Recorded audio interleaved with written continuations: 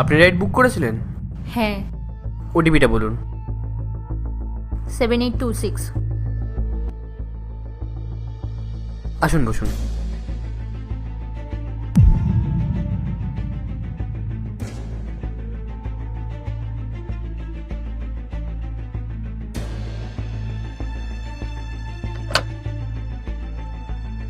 Ma'am,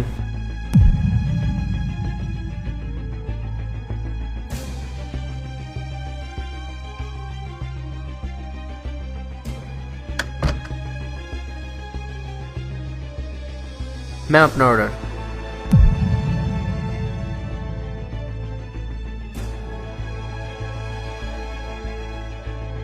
madam, ওকে তো ধরে এনেছি, এবার আপনি বলুন কি করতে হবে। স্যার, আমার মনে হচ্ছে এই ছেলেটা আমাকে ফলো করছে। কখনো ডেলিভারি বয় সেজে, কখনো ওয়েটার সেজে এইভাবে আমাকে ফলো করতে শুরু করেছে।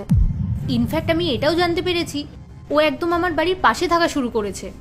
স্যার, আমার ওর উদ্দেশ্য কিন্তু একদম ভালো লাগছে না, তাই আমি চাই আপনি ওর বিরুদ্ধে কিছু একটা অ্যাকশন নিন। লজ্জা করে না তোর? স্যার, উনি বলছেন ঠিক, কিন্তু উনি ভুল ভাবছেন। তাহলে তুই এটা স্বীকার করছিস যে তুই এগুলো সব করেছিস?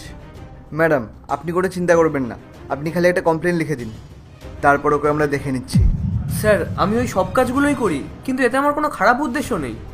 মানে তুই এটা বলতে চাইছিস তুই ডেলিভারি বয়ের কাজ করিস, ওয়েটারের কাজ করিস, আবার সকালে নিউজ পেপারে বিলি করিস? আরে মানুষ নাকি মেশিন তুই? স্যার, সকালবেলা আমি নিউজ পেপার বিক্রি করি, আর রাতের বেলা রেস্টুরেন্টে ওয়েটারের কাজ করি, আর এর মাঝখানে যখন আমি একটু ফাঁকা সময় পাই তখন র্যাপিডো আর ডেলিভারি বয়ের কাজ করি।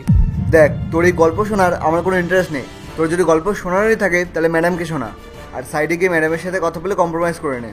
যদি ম্যাডাম কমপ্লেন না করে তাহলে আমরা তোকে ছেড়ে দেবো, নাহলে আমাদের কিছু করার নেই। ম্যাম, আমার বোন কেমব্রিজ ইউনিভার্সিটিতে অ্যাডমিশন পেয়েছে, আর স্যার ও স্কলারশিপও পেয়েছে। ওখানে যেতে ওর 15 লাখ টাকা লাগবে।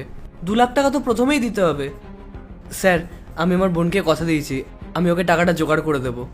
আসলে ও এডুকেশন লোনটা পায়নি, সেই জন্যই আমাকে এতগুলো কাজ করতে হয়। আর ম্যাম, আপনাকে নিয়ে আমার কোনো খারাপ উদ্দেশ্য ছিল না, এসব যা হয়েছে সব কোইন্সিডেন্টলি হয়েছে।